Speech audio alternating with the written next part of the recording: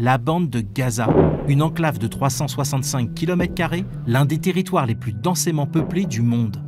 Pour comprendre ce qui s'y joue aujourd'hui, il faut revenir à l'origine. Après la création d'Israël en 1948, des centaines de milliers de Palestiniens fuient ou sont expulsés de leurs terres. 170 000 Palestiniens trouvent refuge dans les camps de la bande de Gaza sous contrôle égyptien. Juin 1967, c'est la guerre des 6 jours. Israël s'empare de ce territoire.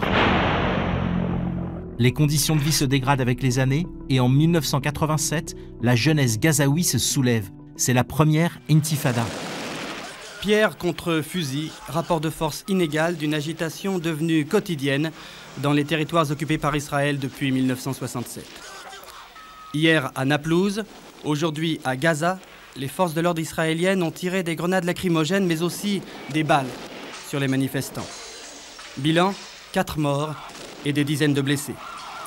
Depuis 3 mois, les soldats israéliens qui ont perdu 2 hommes ont tué 16 Palestiniens au cours d'opérations anti-émeutes.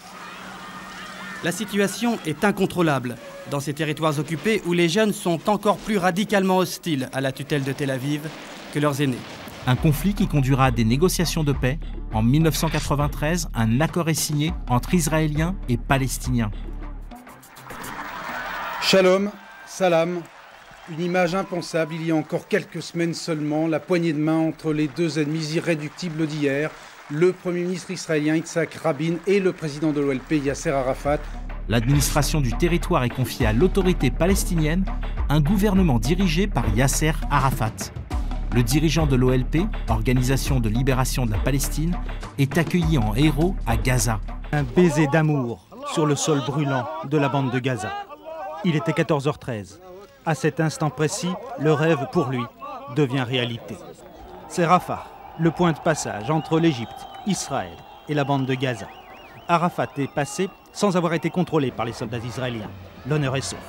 Je veux vous rappeler, dit Arafat, que nous avons devant nous une grande mission, celle de construire la patrie, nos institutions, reconstruire celles détruites par l'occupation israélienne.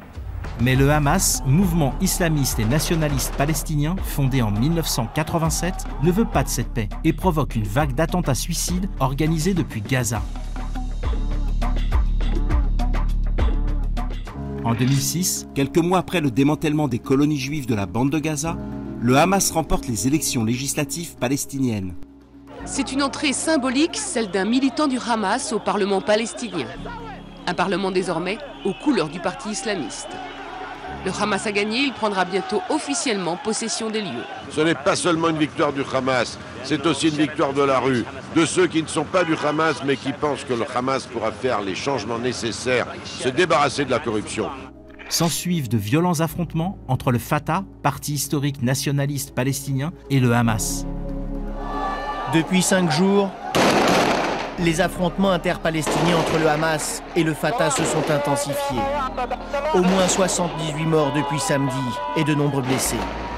Plusieurs positions stratégiques et des postes de sécurité sont tombés aux mains du Hamas. Depuis 2007, la bande de Gaza est soumise à un blocus israélo-égyptien qui entraîne des pénuries et des coupures d'électricité.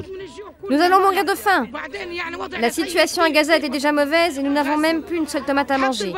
Ni moi, ni les autres.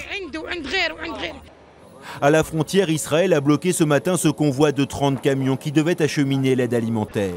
Un blocus total décidé en représailles aux tirs de roquettes palestiniens qui ont repris sur l'État hébreu.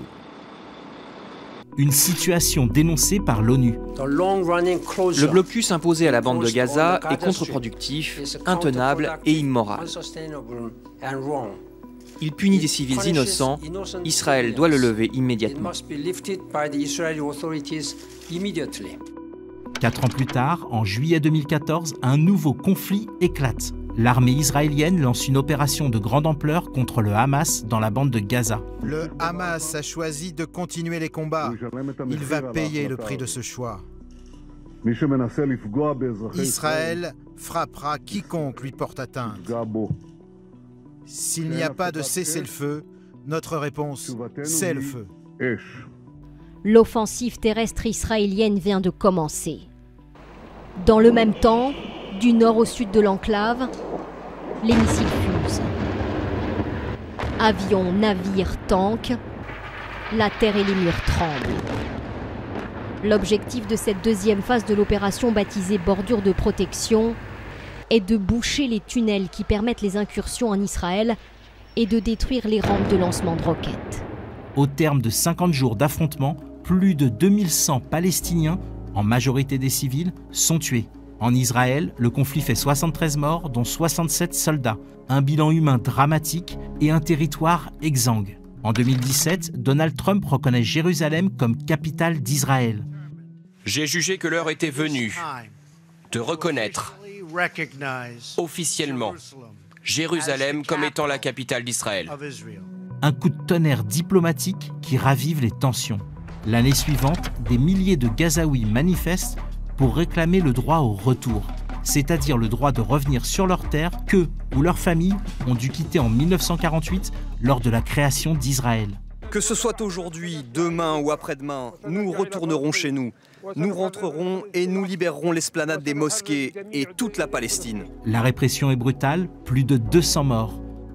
Dans ces événements dramatiques, ce sont les autorités israéliennes qui sont pleinement responsables des morts.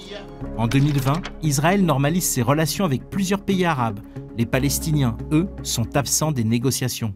Le 7 octobre 2023, le Hamas lance une attaque d'une ampleur inédite contre Israël, faisant plus de 1200 morts. En riposte, l'armée israélienne déclenche une vaste offensive sur Gaza. Depuis, les bombardements ont dévasté le territoire. Des dizaines de milliers de personnes ont été tuées, selon le ministère de la Santé locale, en majorité des civils.